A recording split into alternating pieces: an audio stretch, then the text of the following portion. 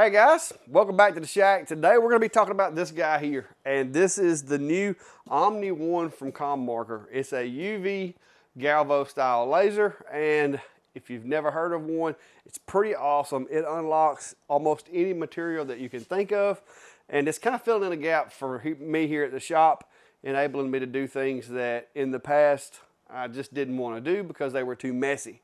Because this is a no burn laser, so it literally does not burn the stuff that you're working on. So let's get to it.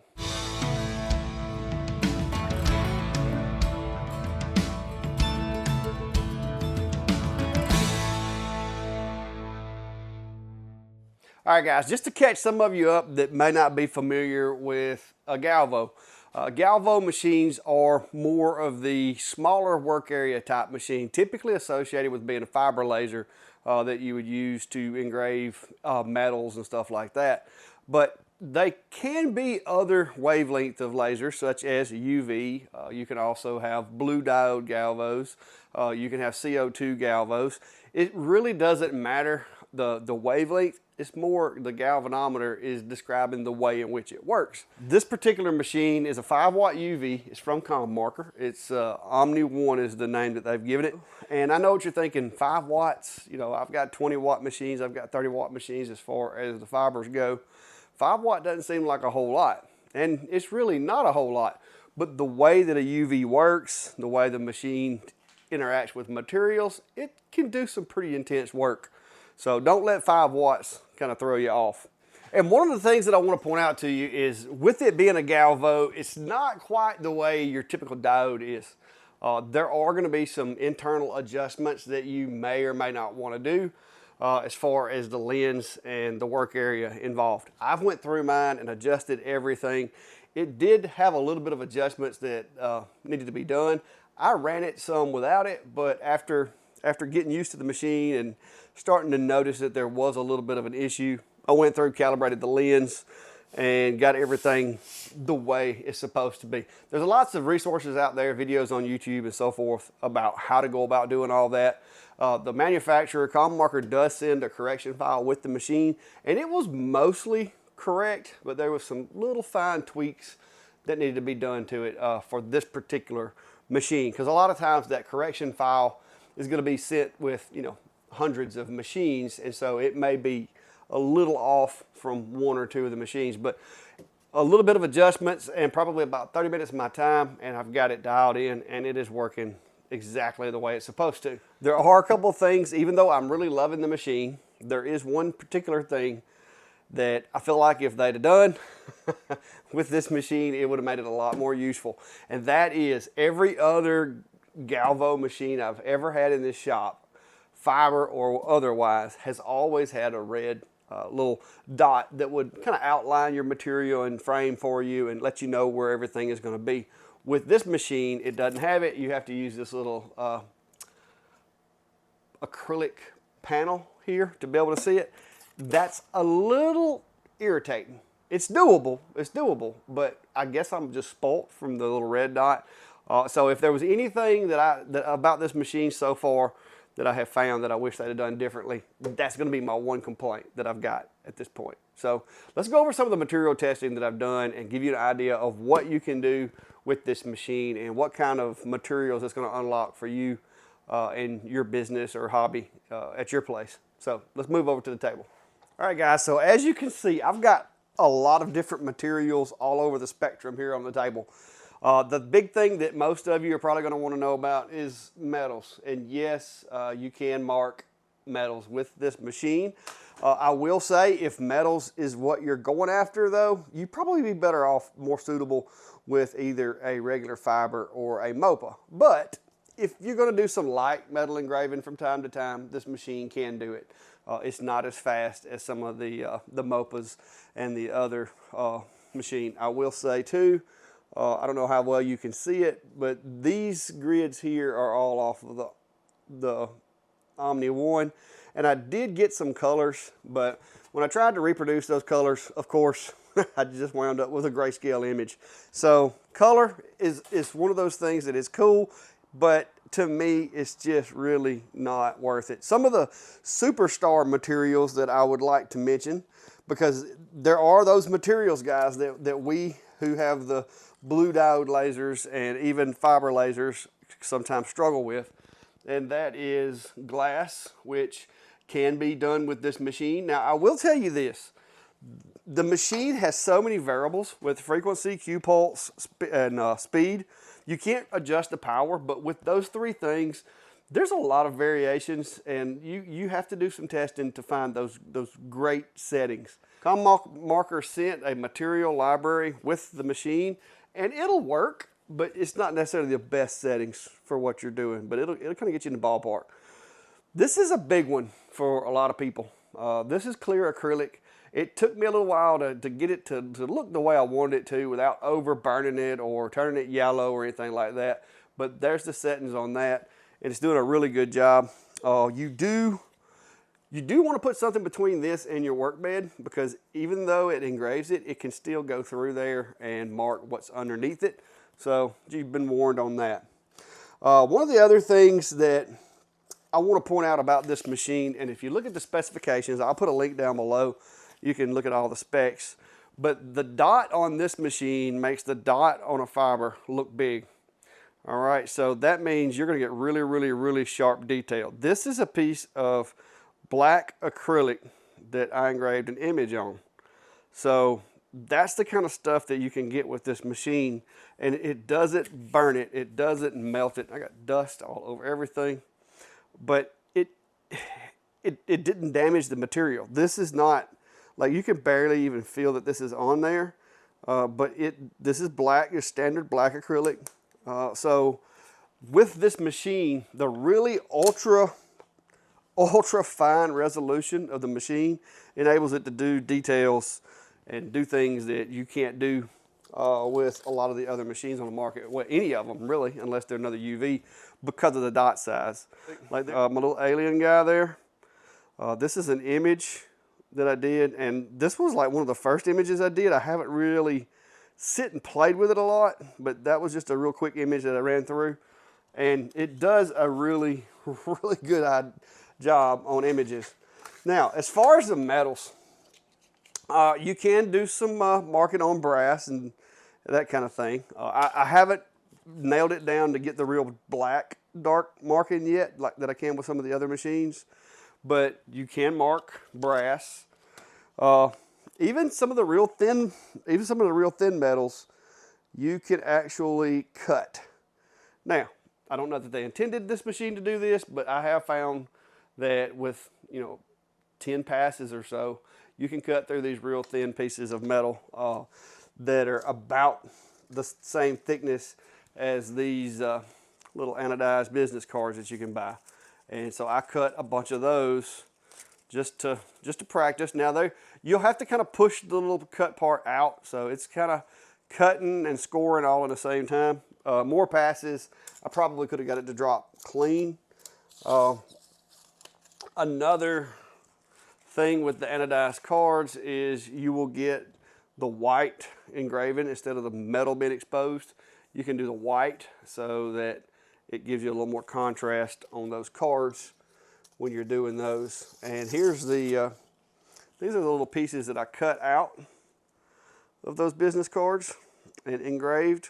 I set it to do an engrave, and then I cut and got all these cut out of there. So all the anodized things, keychains, dog tags, all of that stuff, guys, well within range. I'm actually getting a gold color on stainless steel, so that's neat, especially with these black dog tags right here. And materials like this felt, stuff that normally would catch fire and burn with this laser, because it is a UV laser, it's no burn laser, which I was a little, skeptical about in the beginning. As you can see, I have tested most every material I can get my hands on. It's a little aluminum, or I don't know if it's aluminum or maybe steel, but anyway, it's coated. Little bottle openers that I have. Some fake leather, because I wanted to try fake leather. And it does a decent job of engraving this stuff. It's not the most high quality stuff. These are just Amazon little blanks, but it does well on them. Another medium that I always liked engraving, but you had to be real careful with because you didn't want to overburn it. It would always get black and sooty, was cork.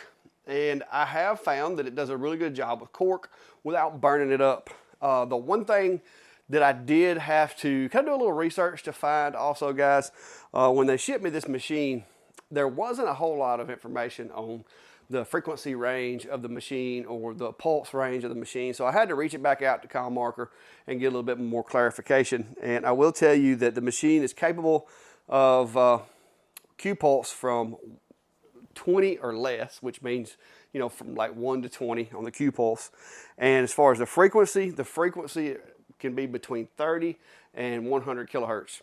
So that, at first, I was all over the place because I was running speeds and Q pulses similar to what I use with the other fibers and MOPAs and stuff, and it just wasn't having the right effect.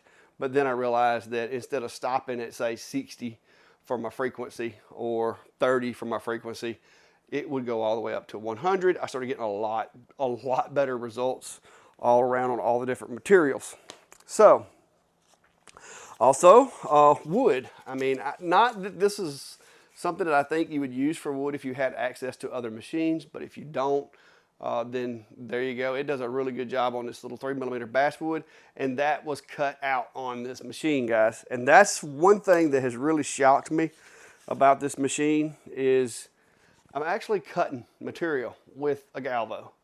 Now, you're not going to be doing some cutting with it because the further out you get, you're going to start getting slanted edges. But for basic cutting, if you're not worried about the edges, trying to fit stuff together, there's the speeds and powers. I am actually getting, you know, this thing to cut at speeds of, now this is 10 passes. So you're looking at 10 passes all the way to 3 passes. It was dropping it at 25 millimeters a second at 3 passes right there. But even all the way up to 92 millimeters per second at 10 passes. So it's not the fastest cutting machine, but it's very, very clean.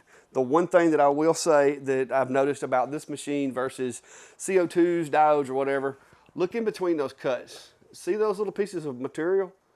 They literally look like they were cut with a saw. They've just got this little bit of browning to them, but there's no char. There's no smoke damage. I didn't sand this or anything. There is no need for an air assist. It does not do what normal wood engraving would do, whether it be a CO2 or a diode. And the little project with it, yep, edited for TV, guys. That's also some tape. That is blue painter's tape that I engraved and cut with the laser and made my own little stickers to cover that up so y'all can't scan my barcode. But another test because I couldn't believe it, so I ran another test on the cuts to see what it did. All right, so here's the one thing that I will tell you is you get more of a light engrave. You have to play with the settings and play with the frequency to start getting a little darker engrave. But as you can see in there, guys, it's dark, but it's a smooth, this is basswood, but it's a smooth, soot-free engrave. And I didn't do anything to this except engrave it. That's it. Like you don't have to clean this stuff. So that's one benefit that I have been kind of enjoying is the fact that really, other than taking the air and blowing the dust off of it, because it does get dusty, there's no soot, there's no charring. Here's another speed and power test. I ran several of these before I actually put the correct parameters in there for the pulse rate and the frequency, but you can see there, pulse rate up to 20 and frequency out to 100, and it's just got good shading to it, good gradient. This is some of the little thin 1/8" plywood that I have. If you slow it down a little bit, you'll see that it burns deeper, or I say burn, it engraves deeper, but you do start going down into that next level of this material here, which is like an MDF core, and start having some problems with being able to see that core. So you don't want to go too deep, obviously, with some of this plywood. Same thing here. This is some just birch, like 4.5 millimeter birch I got from a local place, and same thing. I did it at 1,000 millimeters per second there. Did the same thing, but slowed it down to 500, and I started getting into that second layer. So you're actually getting a pretty deep engrave, even though it's not burning it. Another one of the favorite materials, which I'm going to be honest with you, on this material, I think the regular fibers would probably be my go-to, but if you do have this machine, or you do get this machine and you want to do this material, it can do it, and that is slate. It's not as fast as, say, most of your fibers would be. The resolution is going to be substantially better. So if you're trying to do images or some kind of Jarvis or Stuckey type image on this, then you're probably going to have a better success with the Omni than you would with the traditional fiber or diode or CO2 because of the dot size. The dot size of this machine is fractions of the size of even a fiber. It's that much smaller. And I really couldn't believe that until I started doing my research on the UV and the way this thing works in this particular machine. But now, guys, I want to show you the biggest advantage that I have found in what I do. Now, what you do may be different, but one of the things that I wanted to test was leather. So I did what anybody would do. I grabbed some leather, took it over to the CO2 machine, and I cut it out. That's where I cut it with the CO2 machine, that little black edge around it. Yeah, that's from cutting. That's a CO2. Anyway, I went ahead and ran an engrave test, and it done a really good job. So then I started playing with trying to cut. Well, guys, if you do leather work, if you want to do leather work, if you have a market for leather work, but you've just never done it because it was such a pain trying to get all the soot off of stuff and the smell out of your clothes and out of your building, then guess what? This smelled like a pair of new boots as it was engraving. Like, I smelled leather, but it was like new boots. It was not like cow in an inferno. It was new boots. All right. So these pieces here, like you guys know, you get that charred, cow on fire smell, and you get this black stuff, this soot that gets all over you. But check these out, and I've done nothing to these but pulled them off with the laser, and I did a short, if you don't believe me, and you can see them done live. But I've dialed the settings in to where I can cut this leather that I get and make hat patches or whatever I want to make with this machine. I don't got to worry about masking it. I don't got to worry about spraying it with nothing to keep the soot from going down into the material. I don't got to worry about the soot because there is none. That, I think, is where the UV, for some of you guys, especially if you're doing leather, whether you're doing leather for earrings or whether you're doing leather for wallets or whatever, the only caveat is going to be 150 by 150 work area. You're not going to be able to do anything majorly big with it, but hat patches and things like that, it does awesome. So that's the big surprise for me today, has been how well it does with leathers. So, all right. So my personal take on the Omni. The Omni is a very, very unique case use type machine. If you're doing small stuff that's less than 150 by 150, and you're doing stuff that, let's say, you don't really have a place to ventilate, a lot of smoke, that's an advantage with this machine. Or let's say you're doing like the keychains, like pleather, the fake leather, you're doing cork, you're doing slate, you're doing leather hat patches, you're doing stuff like that is small.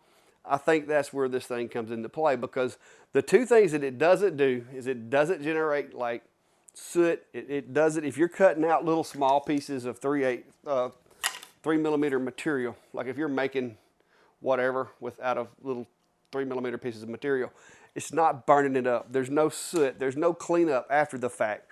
You've simply got to make sure that all the particulates and the ablated metal and wood fibers and stuff like that are sucked into some type of filtration system, so you're not having to deal with all that smoke. So that's one good thing about it. But the other is, guys, it will pretty much mark everything I throw at it.